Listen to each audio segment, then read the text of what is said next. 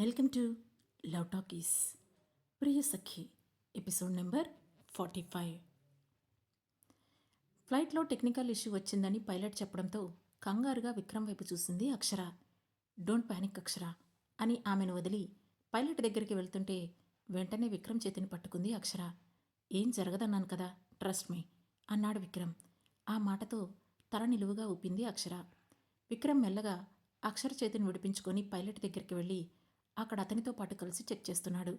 అక్షర్ కూడా అతని వెనకే వెళ్ళి ఇంచుమించు విక్రమ్ని ఆనుకున్నట్లే నించుంది. కాసేపటికి పైలట్ సీట్లో కూర్చున్న విక్రమ్ చాపర్లో ఏర్పడిన టెక్నికల్ ఇష్యూని ఫైండౌట్ చేయడానికి ప్రయత్నిస్తున్నాడు. ఇంతలో, సార్, దగ్గరలో మాల్దీవులున్నాయి, చాపర్ ల్యాండ్ చేస్తే బెటర్ అనిపిస్తుంది అని అన్నాడు పైలట్. ఓకే, ల్యాండింగ్ ఇన్ఫర్మేషన్ ఇవ్వండి అని చెప్పి ఫ్లైట్ను తన కంట్రోల్లోకి తీసుకున్నాడు విక్రమ్. కానీ అతను ఎంత ట్రై చేసినా ఇష్యూ ఫైండౌట్ చేయలేకపోయాడు. ఇంతలో పైలట్ ల్యాండింగ్ పర్మిషన్ తీసుకోవడంతో విక్రమ్ అతి కష్టం మీద చాపర్ని మాల్దీవులు ఎయిర్పోర్ట్స్లో ల్యాండ్ చేయడంతో అందరూ కిందకి దిగేశారు. ఆ తర్వాత 2 నిమిషాలకే అకస్మాత్తుగా ఆ చాపర్ బ్లాస్ట్ అయిపోయింది. అది చూసి ఒక్కసారిగా అక్షర భయంతో వణికిపోతూ విక్రమ్ చేతిని గట్టిగా పట్టుకుంది. ఆమె చేతిపై మరో చెయ్యి వేసిన విక్రమ్ కూడా షాకింగ్గా అటే చూస్తున్నాడు. అప్పటికే పోలీసులు, ఫైర్ ఆఫీసర్స్ అందరూ అక్కడికి పరిగెత్తుకుంటూ వెళ్లారు. మరో 2 నిమిషాలు లేట్ అయినట్లయితే తాము కూడా అందులో బ్లాస్ట్ అయిపోయేవాళ్లం అన్న విషయం అక్షరను వణికించేస్తోంది. భయంతో ఆమె వణుకుతూ ఉండడంతో ఆమె భుజం చుట్టూ చెయ్యి వేసి దగ్గరికి తీసుకున్న విక్రమ్ వెంటనే పైలట్ వైపు చూసి, వాట్ ఈస్ దిస్ అని సీరియస్గా అడిగాడు. ఐ డోంట్ నో సార్, నేను చాపర్ని హ్యాండ్ ఓవర్ చేసుకునేటప్పుడు క్లియర్గా చెక్ చేశాను. అప్పుడు ఎలాంటి ఇష్యూ లేదు. బట్ సడన్గా టెక్నికల్ ఇష్యూ ఎందుకు వచ్చిందో అర్థం కావడం లేదు. ఇప్పుడు చూస్తే డైరెక్ట్గా బ్లాస్టే అయిపోయింది. రియల్లీ ఐ డోంట్ అండర్స్టాండ్ అని హానెస్ట్గా చెప్పాడు పైలట్. ఆ మాటతో విక్రమ్కి ఎక్కడో ఏదో స్ట్రైక్ అవుతుంటే అతని కళ్ళు ఎర్రగా మారిపోయాయి. విక్రమ్, ఇప్పుడు గనక మనం కూడా ఆ ఫ్లైట్లో ఉండుంటే ఈ పాటికి మనం చచ్చిపోయేవాళ్ళం కదా అని నెమ్మదిగా అడిగింది అక్షర. బయటకు వచ్చేసాం కదా, డోంట్ వరీ అంటూ తన పర్సనల్ మొబైల్ నుంచి హేమంత్కి కాల్ చేశాడు విక్రమ్. అటువైపు హేమంత్ కాల్ లిఫ్ట్ చేయగానే, మాల్దీవ్స్లో బెస్ట్ హోటల్ రూమ్స్లో 2 సూట్ రూమ్స్ కావాలి, మేక్ ఇట్ ఫాస్ట్ అని ఆర్డర్ వేసినట్లుగా చెప్పాడు. ఓకే సార్ అని కాల్ కట్ చేసి, మొత్తానికి విక్రమ్ సార్ అక్షర మేడంతో హ్యాపీగా ఉన్నారు. హనీమూన్ పేరుతో చక్కగా కలిసిపోతున్నారు. ఇలాంటి టైంలో 2 సూట్ రూమ్స్ ఎందుకు, సింగిల్ రూమ్ కదా కావాలి అని మనసులోనే అనుకొని వెంటనే తన తెలివితేటలు ఉపయోగించి మాల్దీవ్స్లో single hotel suite room book చేసేశాడు హేమంత్. అలానే వాళ్ళ కోసం క్యాబ్ కూడా బుక్ చేసి ఆ ఇన్ఫర్మేషన్ను విక్రమ్కి పాస్ చేశాడు హేమంత్. అది చూసిన విక్రమ్ వెంటనే హేమంత్కి కాల్ చేసి, నేను 2 సూట్ రూమ్స్ బుక్ చేయమంటే నువ్వేంటి సింగిల్ రూమ్ బుక్ చేశావు అని కోపంగా అడిగాడు. సారీ సార్, అక్కడున్న అన్ని రిసార్ట్స్, హోటల్ రూమ్స్ బుక్ అయిపోయాయి. ఇది సీజన్ కదా, ఈ సింగిల్ రూమ్ దొరకడం కూడా కష్టమైపోయింది అని చెప్పాడు. ఆ మాటతో పళ్ళు పటపటా కొరుకుతూ, రేపు ఇక్కడి నుంచి హవాయికి ఫ్లైట్ టికెట్స్ బుక్ చేయి అని చెప్పేశాడు విక్రమ్. అదేంటి సార్, చాపర్ ఉంది కదా అని అంటున్న హేమంత్ మాటలకు అడ్డు వస్తూనే, డూ వాట్ ఐ సే అని చెప్పి కాల్ కట్ చేసేశాడు విక్రమ్. అదే సమయంలో చాపర్ బ్లాస్ట్ గురించి ఇన్వెస్టిగేషన్ చేయడానికి విక్రమ్ దగ్గరకు వచ్చారు పోలీసులు. వాళ్లకు కావలసిన ఇన్ఫర్మేషన్ ఇచ్చిన విక్రమ్ తన ఐడి కార్డు కూడా ఇచ్చి అక్షరను తీసుకుని అక్కడి నుంచి హోటల్ రూమ్కి స్టార్ట్ అయ్యాడు. అక్షర దారి పొడవునా మౌనంగానే ఉండడంతో ఆమె ఇంకా ఆ బ్లాస్ట్ గురించే ఆలోచిస్తుందని అర్థం చేసుకున్న విక్రమ్ రూమ్లోకి వెళ్ళాక, లిజన్ అక్షర, అక్కడేమీ జరగలేదు కదా, ఇక ఆ విషయం వదిలేసే అని అన్నాడు.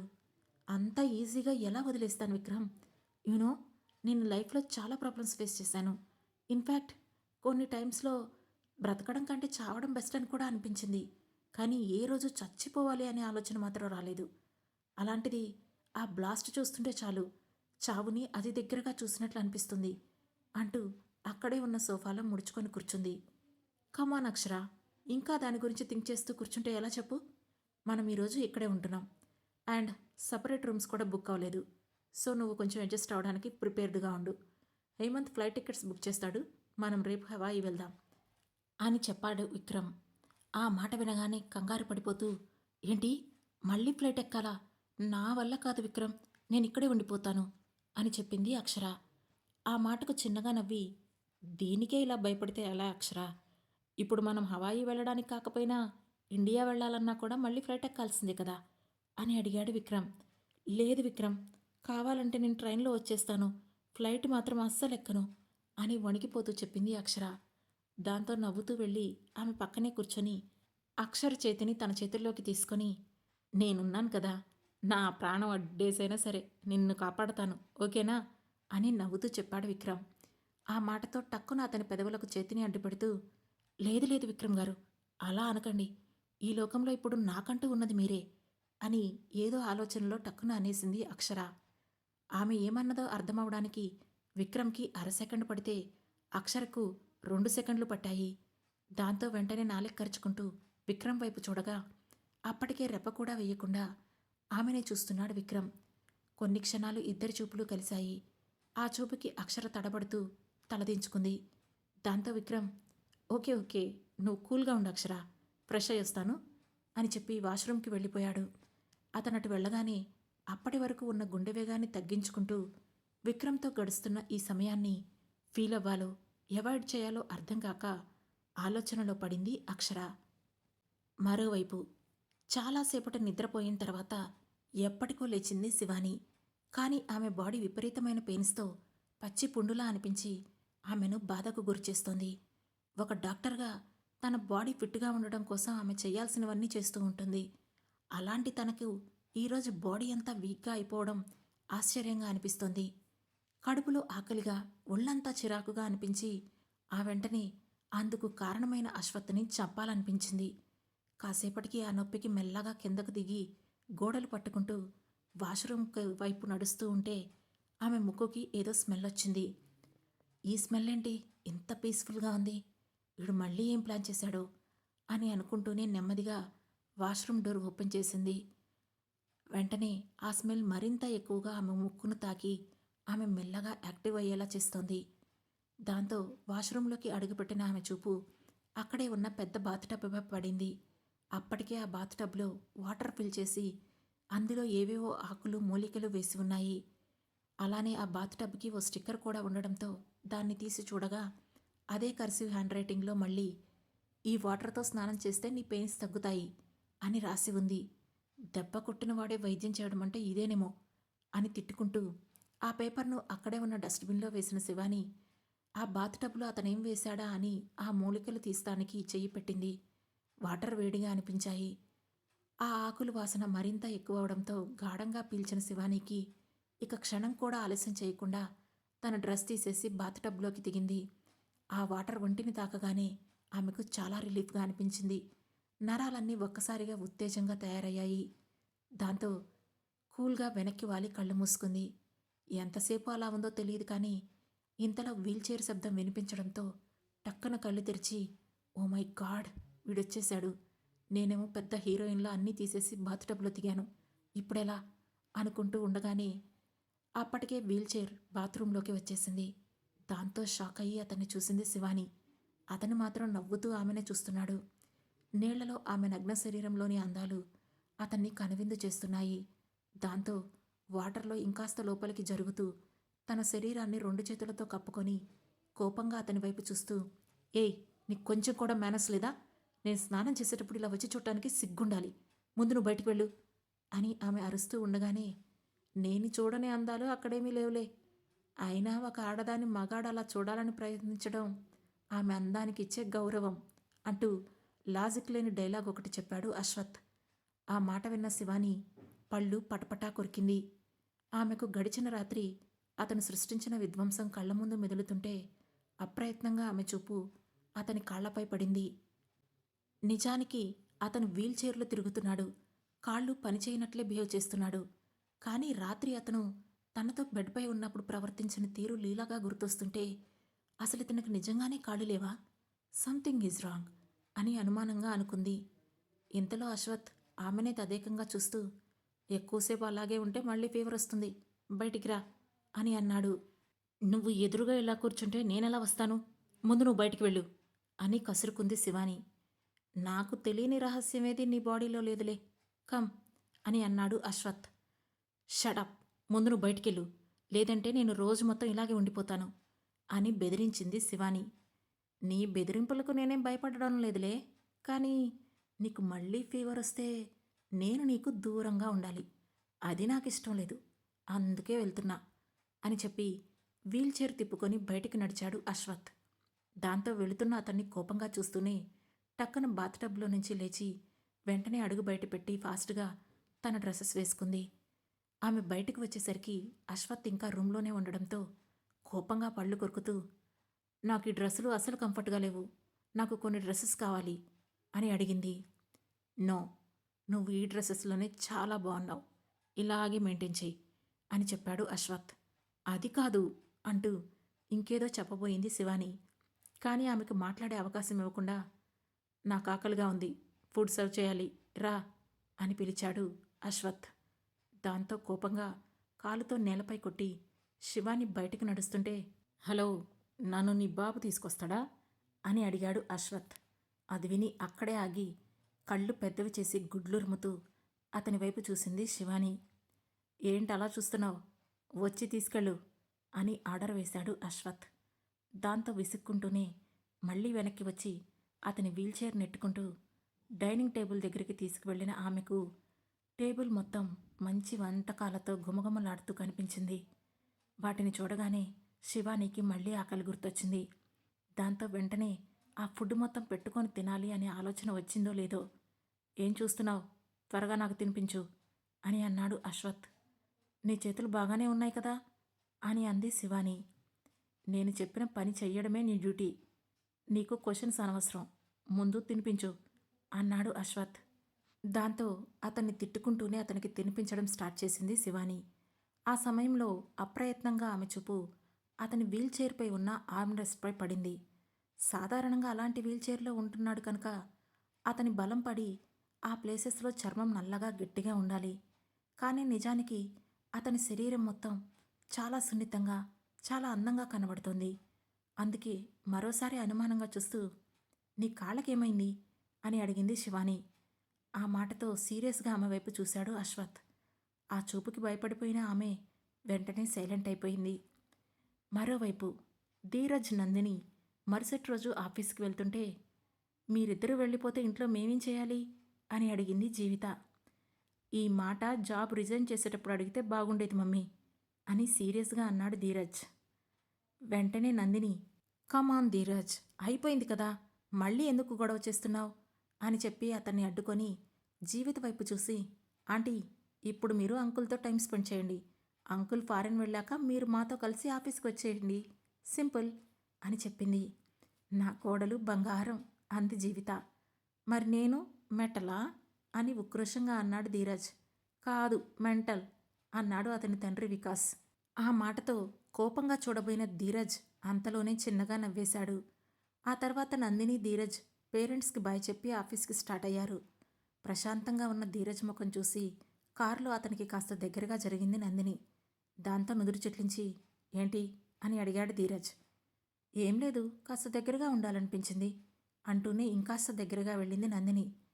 ధీరజ్ మాత్రం ఆమెను పట్టించుకోకుండా బయటికి చూస్తున్నాడు. దాంతో అతని చేతిని తన భుజం చుట్టూ వేసుకొని ఆమె అతని భుజంపై వాలుతూ మెడపై మెల్లగా కిస్ చేసింది. ఏయ్, ఊరుకుంటుంటే రెచ్చిపోతున్నావంటి, పక్కకు జరుగు అంటూనే ఆమెను నెట్టేశాడు ధీరజ్. ఇలా అంటీ ముట్టనట్లు ఉంటే మనకి బేబీ ఎక్కడి నుంచి వస్తుంది అని విసుగ్గా అడిగింది నందిని. నీ బేబీకి పేరెంట్స్ ఇద్దరూ ఉండాలా, లేక ఒక్కరే ఉంటే చాలా అని అడిగాడు ధీరజ్. ఆ మాటతో నందినికి ఏం మాట్లాడాలో అర్థం కాలేదు. వెంటనే కళ్ళలో నీళ్లు విబుకి వచ్చాయి. కానీ వాటిని ధీరజ్ ముందు చూపించలేక అతనికి కాస్త దూరం జరిగి మౌనంగా విండోలో నుంచి బయటకు చూస్తూ ఉంది నందిని. ఆమెను బాధపడుతున్నానని అతనికి అర్థమైనా కూడా తన పరిస్థితుల వల్ల అలా చెయ్యక తప్పదని అనుకున్నాడు ధీరజ్. అదే సమయంలో విక్రమ్ ఫ్రెష్ అయి వచ్చే వరకు కూడా అలా థింక్ చేస్తూనే కూర్చుంది అక్షర.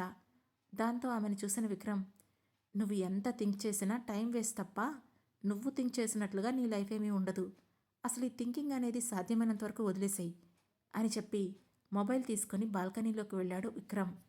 అతని మాటలు విన్న అక్షర తన ఆలోచనలను పక్కకు పెట్టేసి ఫ్రెష్ అవడానికి వెళ్ళింది.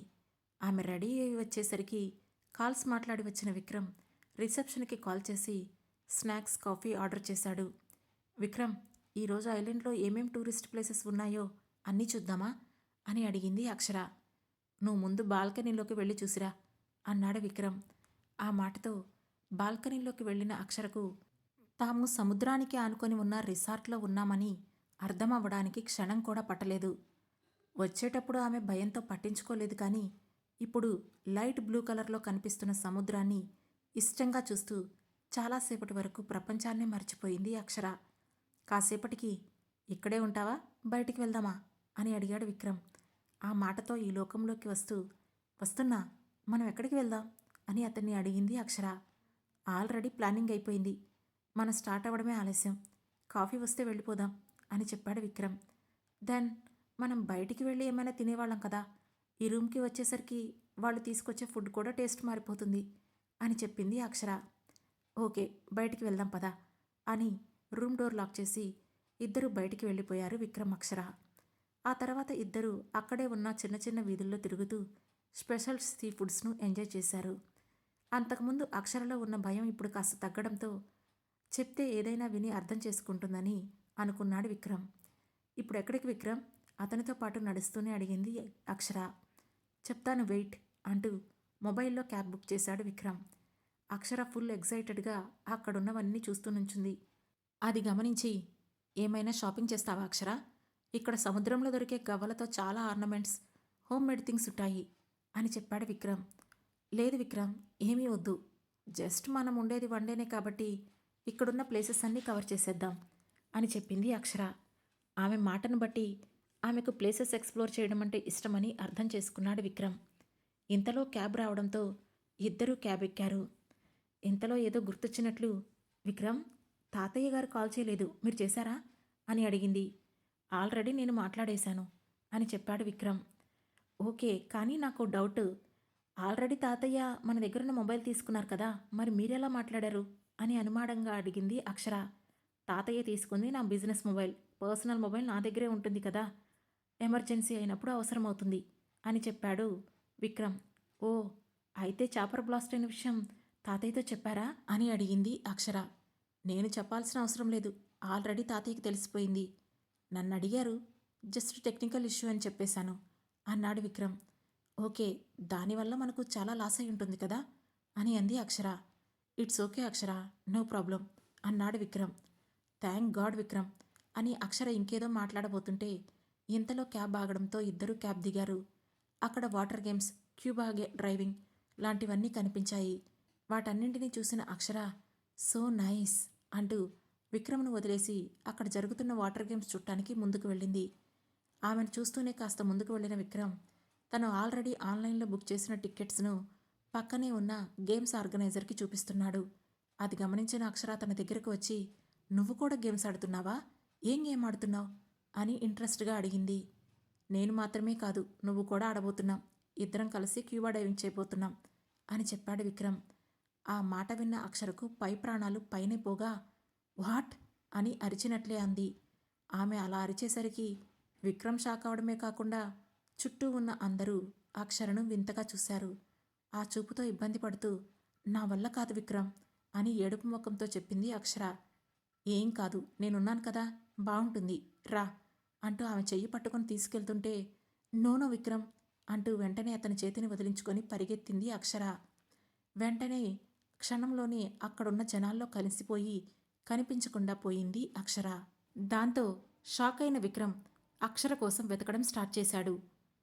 ఆ తర్వాత ఏం జరగబోతుంది తెలుసుకోవాలంటే వెంటనే మన లవ్ టాకీస్ ఛానల్ను సబ్స్క్రైబ్ చేసుకుని ప్రియసఖి సిరీస్లోని నెక్స్ట్ ఎపిసోడ్ను వినండి.